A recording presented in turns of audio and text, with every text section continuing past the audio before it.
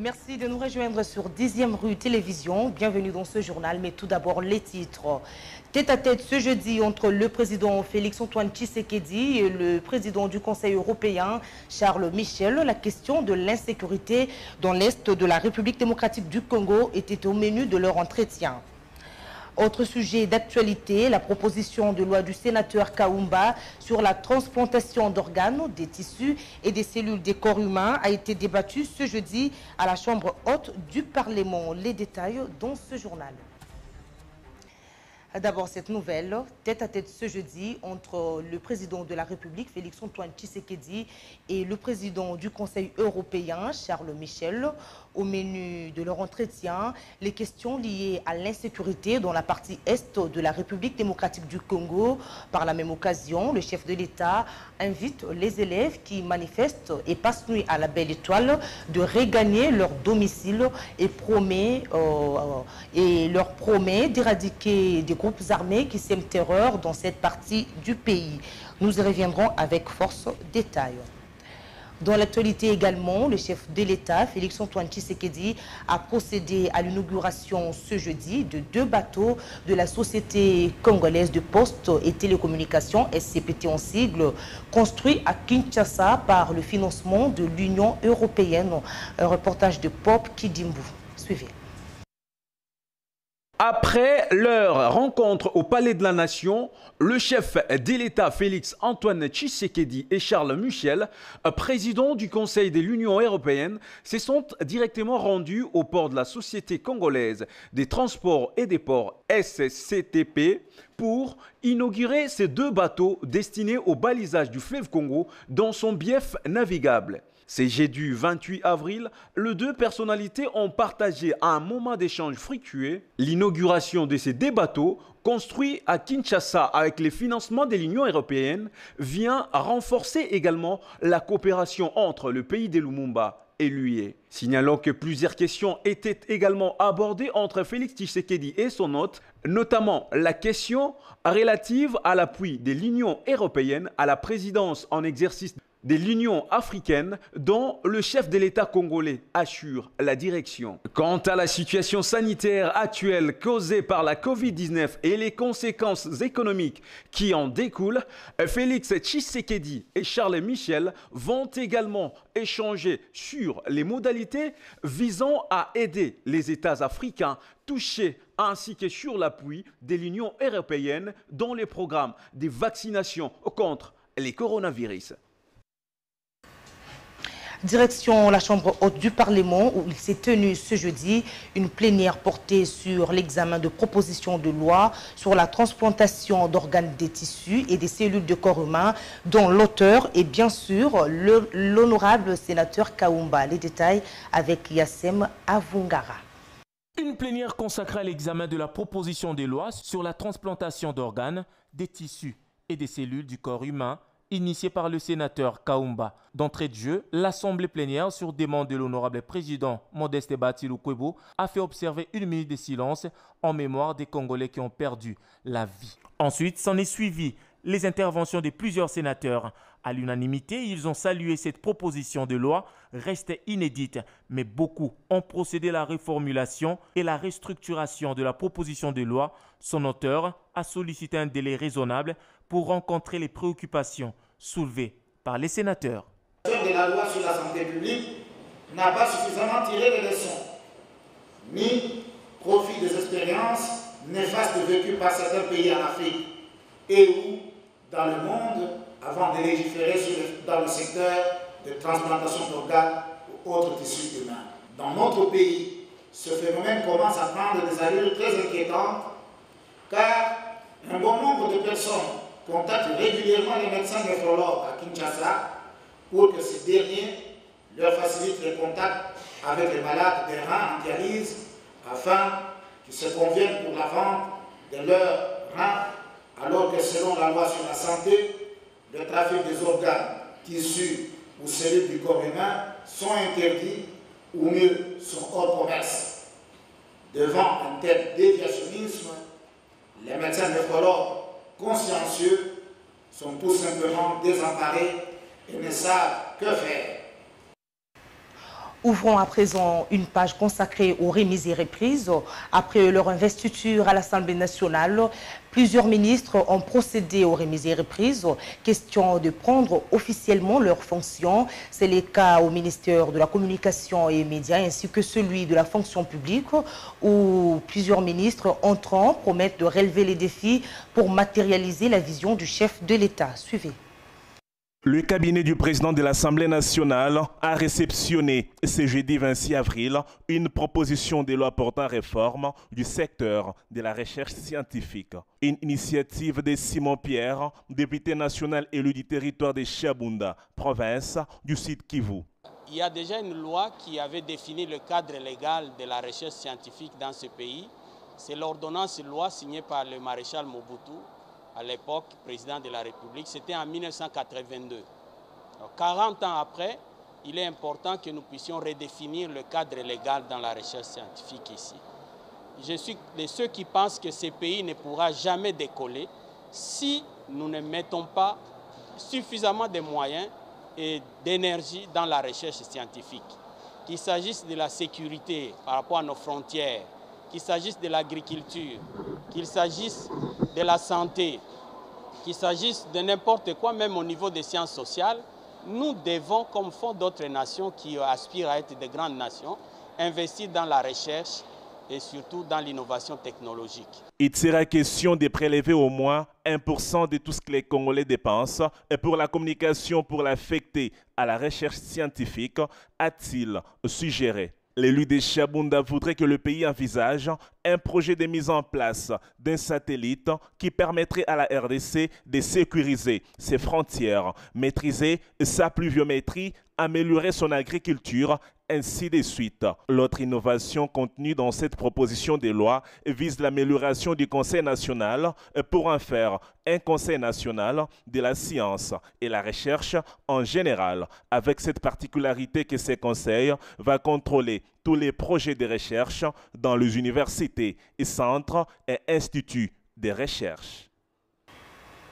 Nous sommes partis vite en besogne. Là, vous venez de suivre le projet de loi sur la recherche scientifique. Je disais donc, après leur investiture à l'Assemblée nationale, plusieurs ministres ont procédé aux remises et reprises, aux questions de prendre officiellement leurs fonctions. C'est le cas au ministère de la Communication et Médias, ainsi que celui de la fonction publique, où les ministres entrants promettent de relever les défis pour matérialiser la vision du chef de l'État. Suivez. C'est à travers cet échange des livres des procès-verbaux que le ministre de la Communication et Médias sortant, David Jolino Makelele, a cédé son fauteuil à son successeur, Patrick Mouyaya, qui, désormais, prend les commandes de ce ministère. Dans son mot de circonstance, ce dernier promet aux professionnels des médias de faire le plaidoyer pour dépénaliser le délit de la presse congolaise. Je crois que la tâche qui sera la mienne ici, je ne pourrai pas la remplir seul.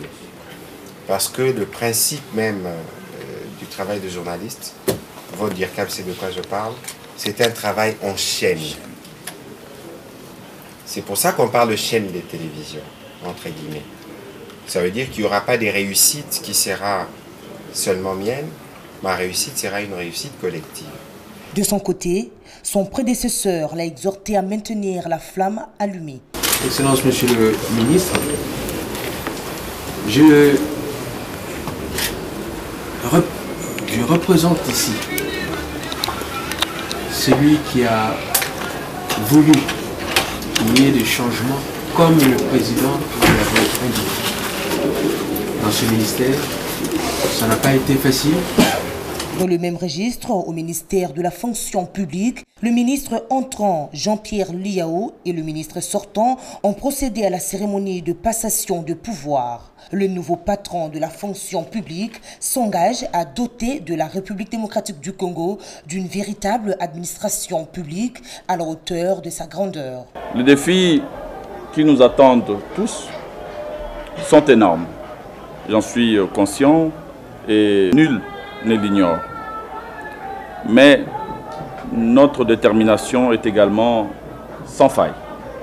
Nous essaierons de donner le maximum, vous et moi. C'est ainsi qu'il entre en possession de son bureau. Il a, le même jour, conféré avec les délégations syndicales de ce ministère afin de palper tout mot de la grève qui se vise à la fonction publique. Même cérémonie aux affaires sociales où le nouveau ministre aux affaires sociales, Modeste Mutinga, a pris officiellement le bâton de commandement. Il s'engage à être porte-parole des déplacés de guerre. Nadine Kaloula pour les détails. Désormais, c'est fusionné. Le ministère des Affaires sociales, Action humanitaire et Solidarité nationale sont entre les mains de Modeste Mutinga.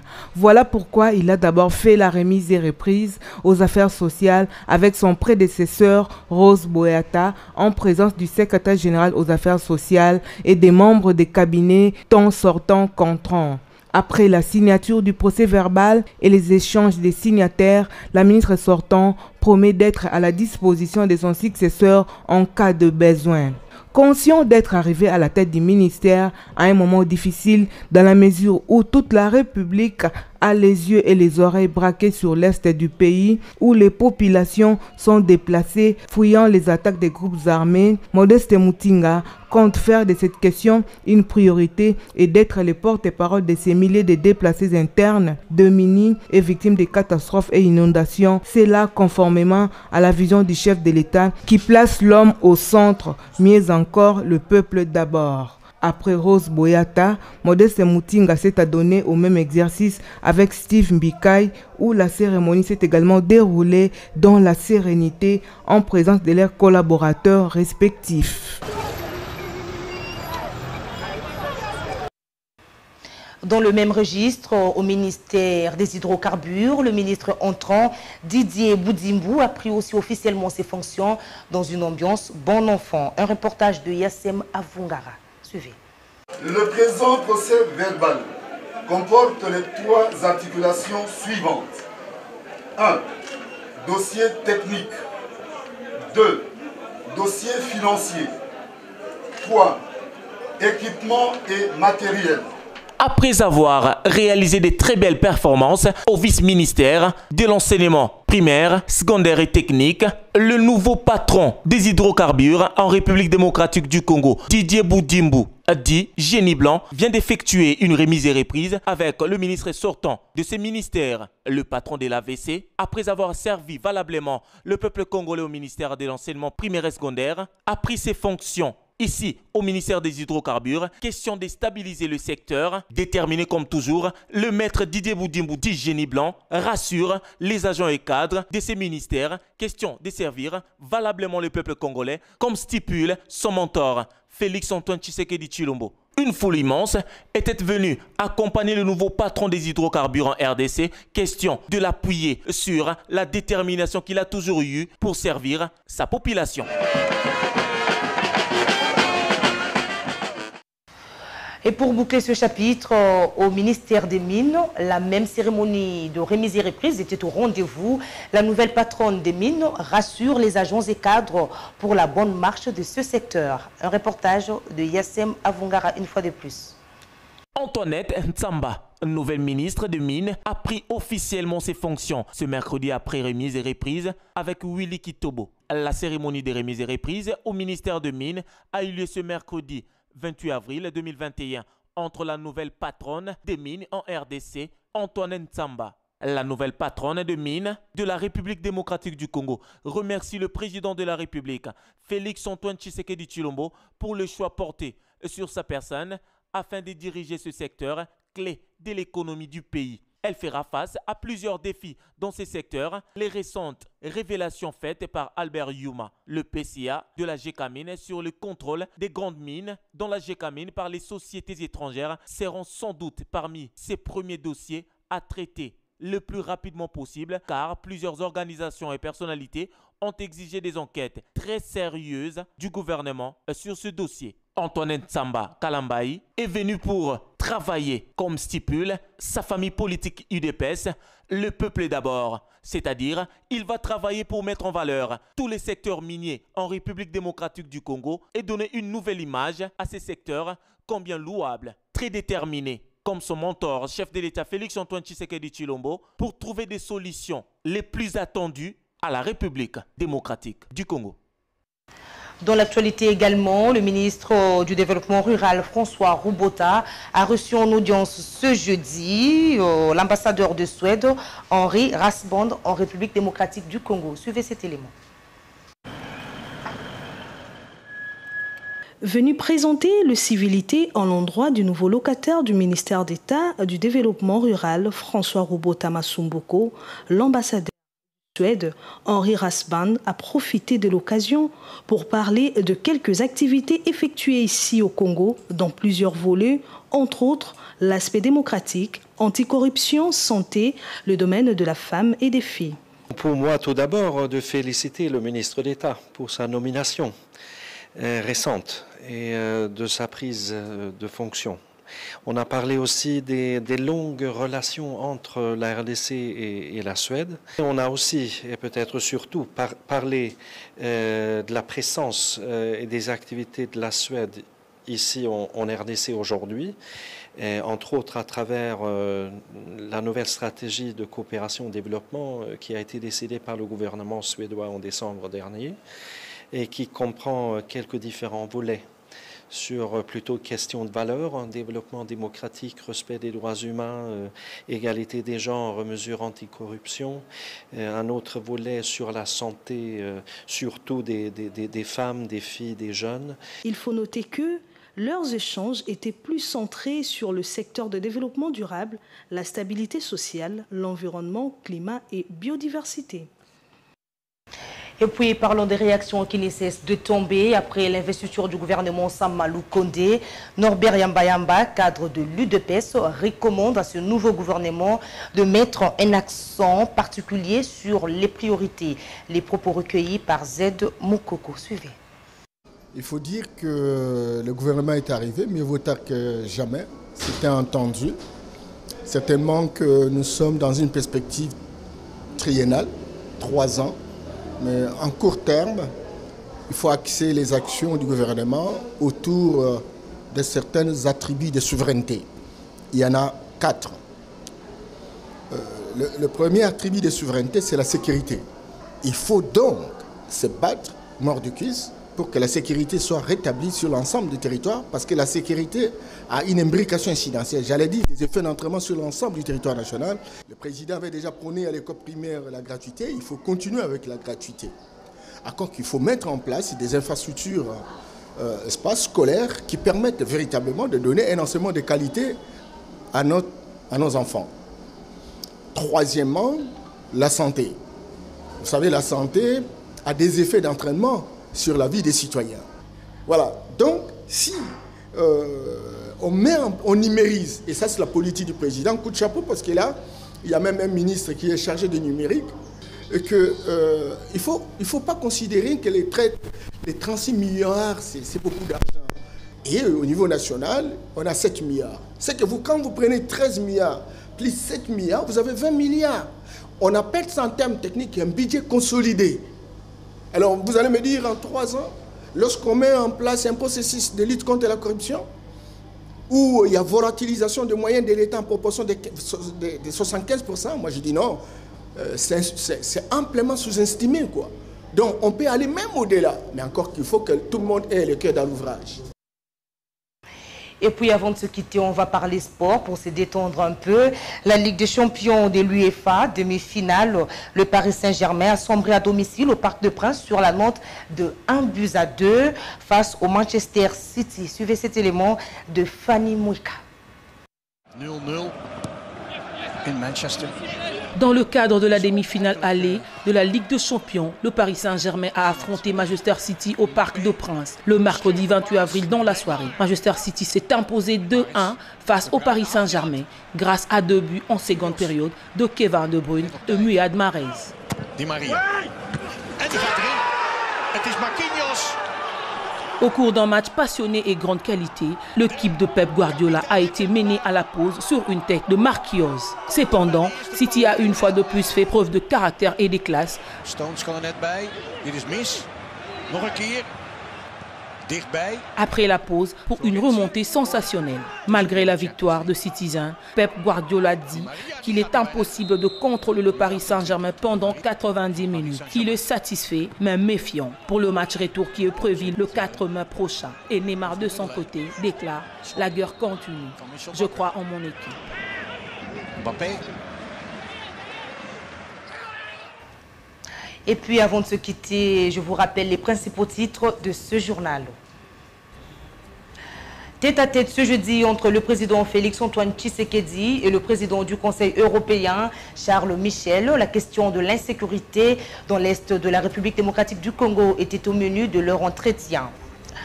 Autre sujet qui a fait la une de cette édition, la proposition de loi du sénateur Kaumba sur la transplantation d'organes, des tissus et des cellules du corps humain. Voilà, mesdames, messieurs, c'est la fin de ce journal. Merci de nous avoir suivis. Restez branchés sur votre chaîne. Bonne suite des programmes.